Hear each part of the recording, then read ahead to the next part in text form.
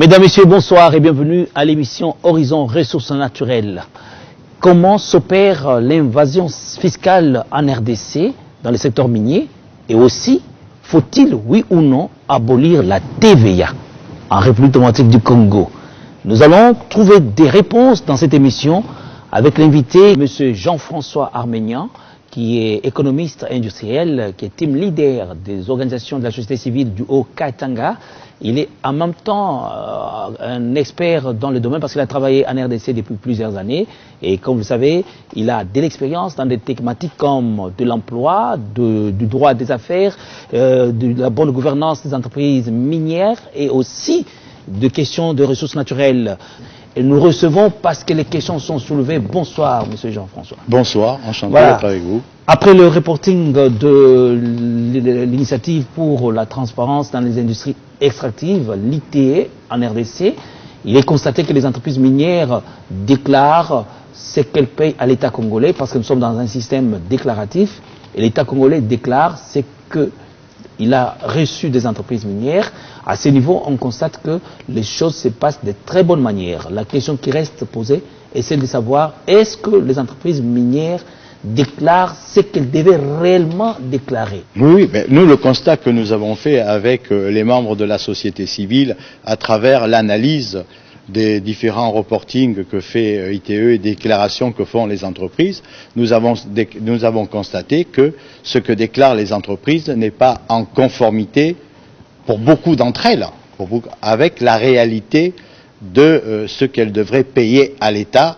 Et quand on constate généralement que les ressources qui arrivent dans les caisses de l'État sont d'environ de 1 milliard de dollars, alors que nous, au niveau de membres de la société civile, quand on fait nos calculs, nos estimations, on les réaliste quand on dit que ça devrait être 2 ou même plus de 3 milliards de dollars. Mais qu'est-ce qu'il faut faire pour qu'effectivement les entreprises puissent déclarer ce qu'elles devraient payer normalement? L'élément de ce reporting, aujourd'hui ITE est dans une norme, elle respecte sa norme, elle respecte les paiements des entreprises, elle fait une analyse, elle fait le rapprochement entre les entreprises. Mais nous, en analysant ces déclarations des entreprises, nous c'est à ce niveau-là qu'on s'aperçoit que les entreprises ne déclarent pas toute leur production, donc il y a une incidence sur le poids. On a rencontré des problèmes de balance au niveau des douanes. Les entreprises ne déclarent peut-être pas toutes aussi le pourcentage réel des métaux qui sont dans les concentrés, ou qui ne déclarent pas tous les métaux qui devraient être déclarés, qui sont dans le concentré et qui vont sortir du pays. Mais il y a des services de l'État qui sont sujettés à cette tâche. Par exemple, le CSC, le Centre d'expertise, d'évaluation et certification de substances minérales précieuses et semi-précieuses. Il y a l'OCC. Mais ces services de l'État aujourd'hui ne font pas, je les dirais, réellement leur travail, pour une simple raison. On le sait publiquement que la corruption est un élément moteur de l'évasion fiscale.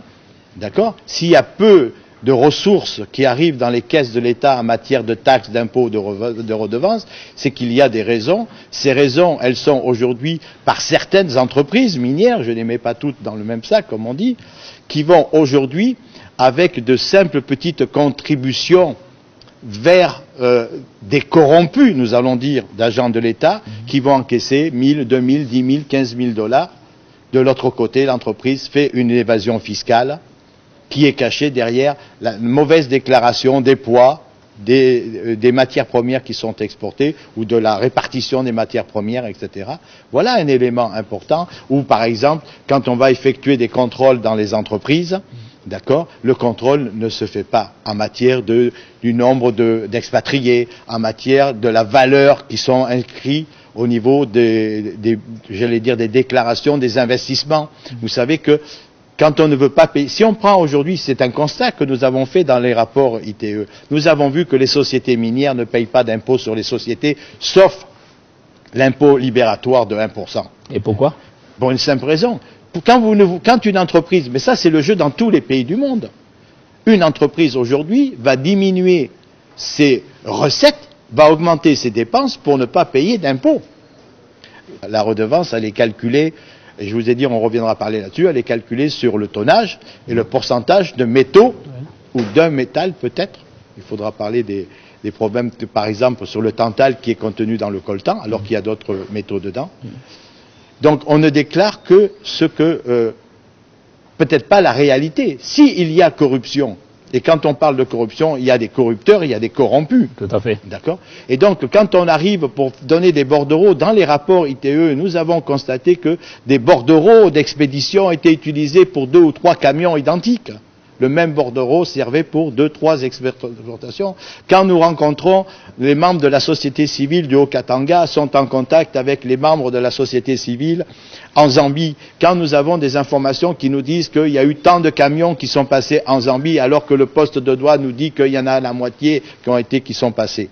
Tous ces éléments, aujourd'hui, c'est des éléments qui touchent les recettes fiscales de l'État.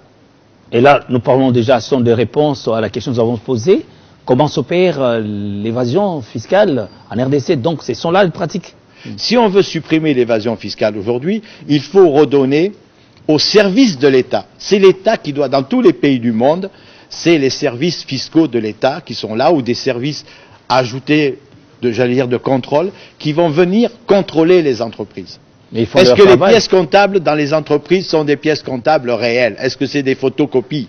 Est-ce que ces pièces comptables réellement sont avec des bons de livraison, avec des déclarations douanières? Si vous ne mettez pas ça, je vous disais tout à l'heure, l'évasion fiscale, ce n'est pas de l'argent qui sort comme ça. Non, l'évasion fiscale, elle sort parce que les entreprises, par exemple, vont déclarer des investissements avec des factures mises à l'intérieur qui représentent 2 fois ou 3 fois la réalité de l'achat. Et donc, quand vous mettez la première évasion fiscale, c'est l'impôt sur la société. Quand vous augmentez vos dépenses, d'accord, en mettant essentiellement des factures majorées, non contrôlées par qui contrôle la facture qui est mise dans la comptabilité par rapport à ce qui est passé à la douane. Normalement, dans certains pays, on met des commissions d'analyse. Mais il faut former. Si on veut des recettes fiscales dans ce pays, il faut impérativement former les agents de l'État, leur expliquer d'abord comment on fait l'évasion pour qu'ils puissent aller vérifier comment les entreprises le font. Oui, mais nous avons beaucoup d'experts, des inspecteurs qui sont bien outillés, qui sont aussi formés dans des grandes écoles, qui sont à l'œuvre. Non, ça peut-être qu'il y a des gens formés, mais ils ne sont pas sur le terrain pour aller contrôler les entreprises. Aujourd'hui, moi-même qui suis depuis des années dans ce pays, je n'ai pas vu réellement des compétences qui maîtrisent comment on fait les fausses factures, la fausse comptabilité. Je vous donne encore un exemple. Il y a même des sociétés qui font la comptabilité dans les normes de leur pays d'origine, ou même des bons de livraison des factures qui sont écrites en chinois. Comment voulez-vous qu'un agent du fisc congolais puisse aller contrôler des documents qui ne sont pas mis? On a dit que tous les documents qui devraient être dans la comptabilité, la langue de la comptabilité congolaise, c'est le français. Dans les lignes du reporting de rapport ITE, nous avons vu que des grandes sociétés minières ne payaient pas sur leurs expatriés les 16% de TVA, les 14% d'impôts sur le revenu, puisqu'il n'y a dans cette colonne aucune déclaration en matière de paiement à l'État. Ah bon? Donc ça, c'est un problème important. Et quand vous mettez des factures de sous-traitance de ce qu'on appelle des mises à disposition ou de travaux externes donnés à des cabinets extérieurs, ces montants-là sont énormes. Un géologue peut partir de 15 000 à 50 000 dollars. Mais la plupart des cas, dans les déclarations des entreprises, les expatriés ne sont payés qu'à 2 000, 3 000, voire même 4 000 dollars. Donc c'est qu'il y a 2 salaires, les salaires déclarés en RDC, les salaires réels. Absolument. Il y a le salaire qui est donné en RDC qui n'est pas réellement dans la comptabilité congolaise, n'est pas un salaire. Ce sont des indemnités qui ne sont pas assujetties à la TVA et à l'impôt sur le revenu. La partie du salaire est versée sous forme d'une prestation que l'entreprise reçoit sous forme de facture qui va directement à l'étranger et souvent qui est payée par la maison mère ou la filiale. Il ne faut pas oublier que nous avons un code minier, j'espère qu'un jour il soit révisé, qui donne la possibilité aux entreprises minières de garder 70% des devises à l'étranger. Et donc, la maison mère aujourd'hui a toutes les facilités de payer avec ces devises des prestations de ces sociétés, filières, filiales, etc. Et pour de telles situations, parce que nous parlons toujours de stratégie ou comment s'opère l'évasion fiscale dans le secteur minier, face à une telle situation, quelle est pour vous la vraie piste de solution? Non, l'évasion fiscale aujourd'hui, elle ne peut être enrayée que par un service performant de la fiscalité des services des agents de l'État. Nous avons la DGI, nous avons la DGRAD, nous avons tous ces services. Mais dans lequel ces agents ont un code déontologique de ne pas recevoir de commission, de payer. Si, je vous donne un exemple. Si l'État, qui n'a pas beaucoup de moyens de déplacement de ses agents pour aller contrôler une société qui se trouve à Mitoaba ou à Kalemi, si l'agent de l'État qui va se déplacer est aux frais de l'entreprise qu'il doit contrôler, pensez-vous qu'il va faire un rapport, je dirais, de circonstances sur ce qu'il va constater dans l'entreprise? Donc, si les agents n'ont pas de moyens de l'État pour pouvoir fonctionner. Un autre problème que nous avons soulevé lors de ces rapports ITE, quand nous avons fait, pour la première fois, et je souligne que ITE a eu le label au niveau international pour la propriété réelle. Oui, des entreprises, ça, ils ont eu. Ça, c'est très important de savoir. Pourquoi? Est-ce qu'aujourd'hui, les agents de l'État congolais ont les moyens d'aller aux îles Fidji, aux Açores, à l'île Maurice, îles Vierges, oui. Aux îles Vierges, etc., pour aller contrôler la réalité de certaines sociétés qui ont même fait des joint ventures avec la GECAMINE? Elles existent. Qu'est-ce qu'elles payent, qu'est-ce qu'elles reçoivent comme argent, etc. Parce que l'évasion fiscale est aussi dans ce domaine-là. Le problème est immense. On aurait peut-être eu un, deux jours de discussion là-dessus. Mais on n'a pas continué tout à l'heure au niveau de l'évasion. Je vous ai dit, l'évasion, il est dans la comptabilité par les malversations des factures ou des montants des factures. Il est aussi par le problème, j'allais dire, de la sortie clandestine. Le nouveau gouverneur du du Lualaba, depuis qu'il est en place. Tous les jours, il arrête des camions, il a changé le système, il a mis des gens pour contrôler. Tous les jours, il arrête des camions. Moi-même, j'étais vendredi passé dans la parcelle du gouvernorat du Lualaba. 2 camions, les services des mines et tout, ont intercepté 2 camions chargés de concentrés qui partaient clandestinement. Concentré de cuivre, de cobalt? Je n'ai pas l'analyse, mais ça peut être d'autres concentrés, ça peut être, comme diraient certains de la société civile, ça peut être de l'uranium, ça peut être du nickel, ça peut être autre chose. On ne le sait pas. On intercepte déjà les camions avant de pouvoir analyser ce qu'il y avait réellement dans ces big bags. Mais pour vous dire, 2 camions peut-être tous les jours. Et je ne vous parle pas des camions qui sont interceptés. Des fois, c'est 40 camions qui sont bloqués pendant un moment parce que les documents sont... Parce que nous avons vu le président, le coordinateur national de la Commission nationale de lutte contre la fraude minière, M. Pascal Niembo, qui était tout le temps en mouvement à Lubumbashi, autant des tracts, des gros véhicules arrêtés avec des minerais. Mais comment on ne parvient pas à mettre fin à ces systèmes? Nous avons les voies des sorties qui sont connues, nous avons des agents de l'État qui travaillent là-bas. Ceux qui voient, c'est eux qui sont sur le terrain, c'est eux qui connaissent aujourd'hui comment les camions sortent à Kipushi la nuit ou sortent du côté de Sakania la nuit, etc. Comme je dis, les agents de l'État aujourd'hui, d'accord, n'ont pas la responsabilité, je dis bien la responsabilité, de dire nous sommes des agents de l'État, nous devons contrôler, nous devons taxer, nous devons surveiller pour amener des recettes à l'État. Qui se sont impliqués en eux, que c'est eux, ces agents de l'État, qui sont les éléments moteurs des recettes fiscales. Mais c'est leur mission. Et il faut peut-être plus les former, les sensibiliser, etc. Peut-être leur donner une charte particulière déontologique qu'il faut leur faire signer, etc. Ça, c'est, je dirais, quand même très, très, très important. C'est un peu la question que vous avez posée au départ. Vous avez dit, j'ai lu récemment, les responsables de l'AFEC, tout le monde dit, il faut supprimer la TVA. Oui, absolument. Mais absolument pas. La TVA, c'est un outil économique dans un pays. C'est quelque chose qui fait rentrer des devises dans les caisses de l'État. Non, dans les caisses des individus et des expatriés, des Indiens, parce que la TVA, on ne sait pas si l'État congolais ou ce que les entreprises ou les banques reçoivent sont versés au trésor public. Il en est de même ici sur les marchés. Tous les supermarchés, tous les grands magasins, sur leurs factures, ils ont mis la TVA. Il encaisse. Alors, ils encaissent, mais nous nous interrogeons, est-ce que l'État perçoit ce qu'ils encaissent? Parce qu'on a constaté depuis que la TVA a été lancée en RDC, le budget de l'État n'a pas changé, les salaires des fonctionnaires n'ont pas changé, donc il n'y a pas eu d'impact. La conclusion de dire qu'il faut abolir, je pense que c'est une façon de sauver la population. Non. Il ne faut pas abolir la TVA.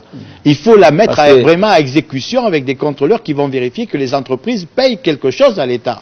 L'État a besoin d'argent. L'État a besoin de l'argent pour faire les infrastructures, payer les scolarités des enfants. Mais l'État n'a pas de mécanisme qui échappe. Alors voilà, oui, c'est ce que j'allais vous dire. Revenons à ce que vous avez dit. Premier point, la TVA est quelque chose de nécessaire dans le pays parce que c'est des ressources qui viennent dans les caisses de l'État mensuellement en fonction de la plus-value que les entreprises ont réalisée. Donc, ils ont fait une plus-value. Comme aujourd'hui, déjà, beaucoup de ces sociétés ne payent pas d'impôts sur la société. Il faut bien qu'il y ait quand même quelque chose qui soit payé à l'État.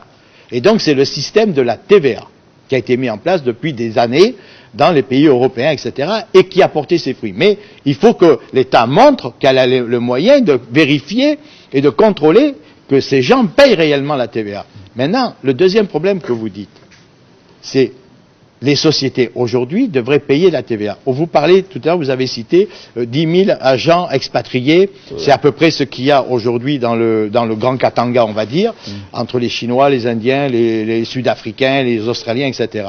10 000 expatriés. L'argent qui est payé sur les factures, normalement, le système fiscal dit que sur une facture de mise à disposition, la société doit retenir sur la facture ou doit payer à l'État la TVA, c'est une prestation de service. Si vous prenez 10 000 expatriés, comme vous avez cité tout à l'heure, dans lequel les factures moyennes d'un expatrié facturé par les filiales à l'étranger, les maisons mères, est aux alentours de 15 000 $, et je pense que c'est un minimum, ça vous fait 150 millions de factures tous les mois. Sur ces 150 millions, l'ensemble des entreprises devraient payer 16% de TVA, dans lequel, là, il n'y a pas à déduire. C'est directement dans les caisses de l'État. C'est de l'argent à payer. C'est de la plus-value. Et les 14% au niveau aussi des impôts en matière de revenus. Malheureusement, tout ça échappe au contrôle des agents de l'État congolais. Qu'est-ce qu'il faut-il faire pour contrôler les mouvements de paiement de ces agents expatriés en RDC qui sont payés directement par leurs filiales mères qui sont dans des îles Vierges? Les gens des sociétés qui font la métallurgie, de l'aluminium en Guinée-Conakry ou au Cameroun, les gens qui font de l'or au Burkina Faso, les sociétés payent cette TVA. Pourquoi on va dire que nous, en RDC, nous n'avons pas, et surtout nous, la société civile, quand on voit que tout cet argent ne rentre pas dans les caisses de l'État pour améliorer la vie des communautés, pour améliorer la vie de la population, tout le monde dit, et le président en tête, il faut améliorer le niveau de vie, etc. Mais s'il n'y a pas de recettes, comment voulez-vous améliorer les infrastructures de l'État, les écoles, les hôpitaux? Il faut des recettes. Et pour avoir des recettes, il faut des moyens de contrôle. Ça, c'est impératif. Et dans tous les autres pays, on a pu améliorer les liquidités de trésorerie de l'État en mettant la TVA en place. Donc je ne vois pas pourquoi aujourd'hui, oui, si vous êtes un industriel, quand on parlait tout à l'heure d'évasion fiscale, si demain on supprime la TVA, c'est encore plus l'évasion fiscale.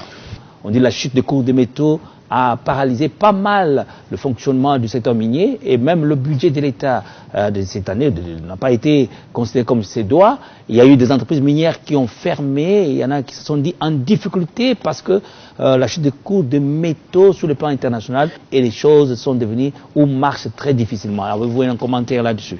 Oui, un commentaire, je dirais, c'est comme quand un chasseur veut tuer son chien, il va dire qu'il a la rage. Et donc on a pris cet élément de chute des métaux. Aujourd'hui, dans le budget de l'État, le seul élément qui a une incidence sur des recettes de l'État avec je parle bien, du cours du métaux LME défini par des financiers, je dis bien des financiers, on va y revenir dessus, qui définissent un cours des métaux, n'a une incidence en RDC que sur la valeur de la redevance minière. C'est-à-dire? Ça veut dire qu'aujourd'hui, quand on doit payer, une société vend un produit, d'accord, avec la facture qu'elle a pu mettre, on ne va pas revenir sur ce que j'ai dit tout à l'heure, minorer les factures, etc.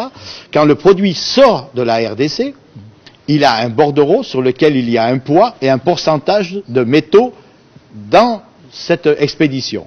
Et en fonction de ça, on multiplie la valeur en poids métal par la LME, pour pouvoir donner le montant de la redevance qui est 2% de ce montant.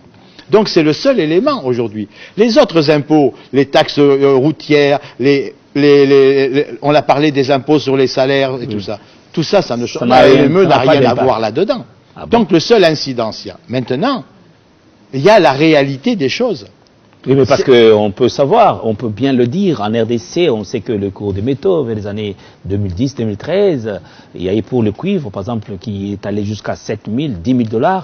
Et aujourd'hui, on est en train de vivre l'époque où le cuivre est à 5 000, voire même moins. Et cette baisse des prix des cours à l'international a aussi des conséquences sur le Elle a terrain. des conséquences, vous avez entièrement raison. C'est pour ça que j'ai dit, premier point, on a parlé de la LME, l'incidence qu'elle a en RDC. Elle a une incidence que sur la redevance. Maintenant, il y a deux éléments qu'il faut prendre en considération. C'est que les grandes sociétés minières aujourd'hui, qui sont en RDC, ne travaillent pas forcément avec le LME. Surtout quand le distributeur métallurgique est dans le capital.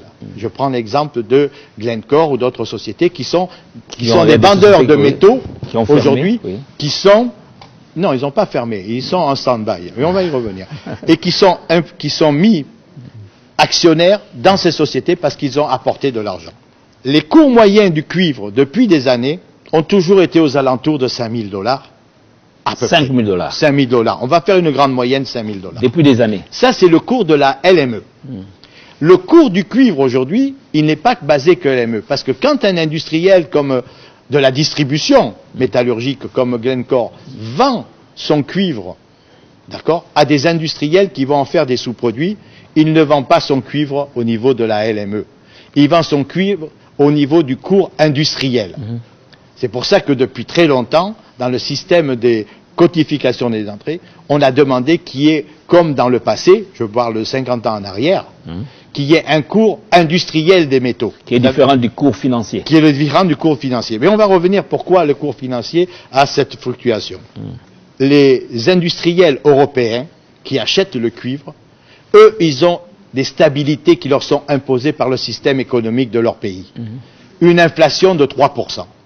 Donc ça veut dire que nous n'avons pas le droit aujourd'hui, une société qui fait du cuivre semi-fini ou raffiné, qui vend en Allemagne chez un fabricant automobile, il n'a pas le droit tous les ans d'augmenter de 2 ou 3% son prix pour éviter l'inflation dans l'Europe, éviter l'inflation aux États-Unis.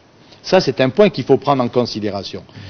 Mais, comme derrière, donc vous voyez, le prix industriel, lui, il est à peu près stable avec une augmentation. Tout à fait. Mais comme derrière, il faut faire fructifier le système financier mondial. Qu'est-ce que j'appelle? Il faut que l'argent fonctionne. Quand il y a des systèmes économiques qui ont des difficultés, qui ne gagnent plus assez d'argent, il faut que le système financier puisse gagner de l'argent ailleurs. Je vais juste vous dire seulement que qu'est-ce que le système financier mondial peut faire? À chaque fois, comme on ne peut pas toucher les pays en voie de développement, les pays industriels dans leur inflation maîtrisée, comme ils appellent, on va influencer les cours des matières premières, du blé, du sucre, du ciment, des métaux, etc. On va les faire chuter financièrement. D'accord? On les fait chuter parce qu'à ce moment-là, donc, la différence qui n'est pas vue dans les sociétés minières congolaises, la différence, elle est dans les holdings. Parce que eux, ils ont bénéficié de ce que vous avez appelé tout à l'heure, de cette montée à 8 000, 9 000. C'est là, aujourd'hui, où les sociétés minières, pas congolaises, mais les holdings, ont été faire de l'emprunt, ont fait les bons de commande. Si je prends MMG, ils ont des bons de commande sur 10 ans aujourd'hui. Les sociétés minières ne travaillent pas avec des bons de commande à la journée, ce n'est pas un boutiquier. C'est que comme quand les cours sont bas, la manne financière ne peut pas faire de levée de fonds. Quand les cours sont bas, on fait les levées de fonds quand les cours sont très hauts. Il faudrait deuxièmement que quand on a fait cette levée de fonds, elles viennent réellement développer le système ici au Congo des entreprises. Mais vous savez bien que les sociétés holding qui sont en Chine, qui ont fait la levée de fonds à Hong Kong, ont une filiale en Australie, une filiale en Afrique du Sud avant d'arriver au Congo. Et avant, les sommes d'argent ont été plus ou moins, pas évaporées, mais utilisées à d'autres fins, d'autres rentabilités. Donc on n'amène pas la levée de fonds quand le cours est haut, nous n'amenons pas ces fonds pour financer le développement de l'entreprise congolaise. Les entreprises congolaises aujourd'hui, si on prend le cas de MMG, au cas le plus cher qui est, je crois, TFM, le prix de la cathode de production, ce qu'on appelle le prix de revient technique, il est entre 1 100 $ et 1 600 $. Dans le coût de production. Des coûts de production. D'une cathode. D'une cathode, oui. C'est que les entreprises font beaucoup d'intérêt alors jusqu'à ces jours. Même si c'est pour ça que nous, à la société civile, civile, descendait à 3 000. Voilà, mais c'est pour ça que nous, non. Parce qu'après, derrière, il y a les amortissements, il y a les frais financiers, il y a les frais qui sont donnés au holding, qui sont dans le passage. C'est pour ça que nous, au niveau de la société civile, qu'est-ce que nous constatons? Nous constatons aujourd'hui que quand on dit, par exemple, qu'on ferme KCC, KCC n'a pas fermé pour une raison, j'allais dire, de chute des cours, entre guillemets. Oui, elle a fermé parce que, comme le cours est bas, elle ne peut pas faire de levée de fonds pour relancer la remise en exploitation de la mine de Kamoto. Ah bon? Parce qu'il faut peut-être 100, 200 ou 300 millions pour réhabiliter cette mine qui a été, j'allais dire, complètement noyée, mal entretenue. On a fait appel à des gens qui ne sont pas des professionnels. Juste une remarque. Quand on parlait tout à l'heure des 10 000, là, vous avez cité le nom de 10 000 expatriés. Oui. Pourquoi il y a 10 000 expatriés qui participent à cette évasion fiscale, comme je vous ai dit, des factures de 1 500, 2 000, 3 000 $? Parce qu'il n'y a pas d'experts congolais. Parce qu'il n'y a pas de formation au Congo. Ah oui. Nous le disons depuis 1986. Où est la formation? Et ça va concerner aussi le problème de l'artisanat minier. Où est la formation professionnelle des métiers de la mine pour les artisans? Tous ces creuseurs qui travaillent aujourd'hui dans le secteur minier artisanal, ils travaillent comme 3000 ans avant Jésus-Christ, à l'époque du roi Salomon. Il n'y a pas de matériel. Ils travaillent avec des coopératives. Il y a des coopératives qui sont là. Il y a le SESCAM. Non, alors les coopératives, si vous me posez cette question-là, les coopératives, depuis les décrets de la mise en place des coopératives, on a carrément, j'allais dire, on est sorti du contexte. La coopérative était une structure ASBL permettant j'allais dire, d'améliorer la vie locale et de gérer tous ces creuseurs artisanaux qui sortaient d'un système de conflits, de rébellions, etc. D'accord? Donc aujourd'hui, si on veut développer le secteur minier, et j'entends, mais c'est pour ça que je vous ai dit tout à l'heure où elle est la stratégie. La stratégie, elle est simple. Si on veut réellement développer la petite mine qui peut être un élément moteur du développement industriel, il faut impérativement il faut bien structurer ces coopératives ASBL qui sont là pour encadrer les creuseurs. Ils ne sont pas là pour faire du business.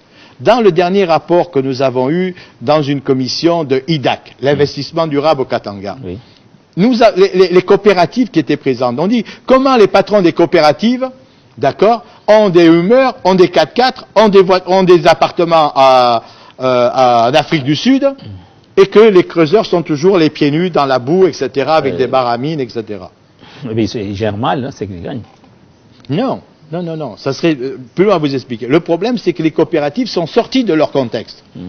L'argent des coopératives doit être géré par les gens sur place, les chefs de village, les chefs de groupe, pas par des hommes politiques, excusez-moi de dire, qui sont impliqués dans ces coopératives, qui vivent dans leur bureau, qui sont à Kinshasa, qui n'ont jamais été là où il y a la coopérative. Et deuxièmement, il faut mettre, ça c'est le point le plus important sur lequel on se bat, nous, la société civile, il faut mettre en place des sociétés coopératives minières, SARL, qui vont avoir le rôle d'extraire le produit, de travailler, qui vont se structurer avec des géologues, des responsables sécurité, des chefs d'équipe, etc., qu'il faut former. Et à ce moment-là, nous allons gagner aussi de l'argent. Je reviens toujours à la TVA que vous avez posée tout à l'heure, pour une simple raison, c'est que ces sociétés-là n'auront plus besoin de toutes ces sociétés qui sont les bureaux d'achat, les comptoirs, les négociants, les unités de traitement, qui sont dans les mains des étrangers, et dans lesquels on ne sait même pas ce qui est déclaré. Et juste pour terminer là-dessus, dans un circuit minier, la TVA est exonérée à celui qui vend le produit à l'exportation. Mais dans le circuit minier congolais, où vous avez des creuseurs, des négociants, des unités de traitement, qui amènent le produit à l'unité locale, chez le transformateur métallurgique, qui va faire du métal avec. Là, à ce moment-là, la TVA est liée, parce qu'au départ, dans toutes ces étapes, il y a de la plus-value qui est déclenchée. Qui dit plus-value, dit paiement à l'État. Et aussi, ça nous oblige à parler d'un sujet. Au niveau des exploitations, on amène par exemple une tonne de cobalt, on dit non, il y a de l'humidité, il y a c'est là. C'est pour ça que je vous dis, il faudrait revoir la stratégie minière, particulièrement sur les concentrés. Donc, on a produit des concentrés aujourd'hui. Si ce concentré, il était transformé comme à l'époque où j'étais à la Jicamine à Louilou, nous faisions directement la production de cobalt. Nous faisons les billettes de cobalt. Donc vous avez produit les cobalts presque finis. fini, complètement fini. En RDC. En RDC, bien sûr. C'est à l'époque de la grande Gécamine. Nous Nous sommes sommes dans les avant, années 80, etc. Oui. On produisait le quoi. Et là, vous travaillez en tant que... J'étais au responsable du bureau d'études de Louis Lou, à oui. Gécamine. Mais pour revenir donc sur ce... Mais comment ça n'a pas continué jusqu'à ce jour? Il n'y a que des concentrés de cobalt qui sortent, c'est moins grand. Il y a eu tous des problèmes, des compétences. La Gécamine s'est séparée. Il y a eu, vous savez, juste la Gécamine. Un jour, je disais dans une émission de télévision sur le Katanga, la Gécamine c'était un malade. Et puis au lieu d'essayer de guérir le malade, on en a fait un infirme. Et au lieu de le soigner comme infirme, on en a fait un handicapé. Et maintenant, on le soigne pour qu'il meure. Voilà ce que je dis honnêtement. Parce qu'on connaît les solutions. Il y a des gens à la Gécamine des compétences techniques, des compétences qui connaissent la Gécamine. On sait ce qu'on peut. La Gécamine aujourd'hui est vraiment une société métallurgique.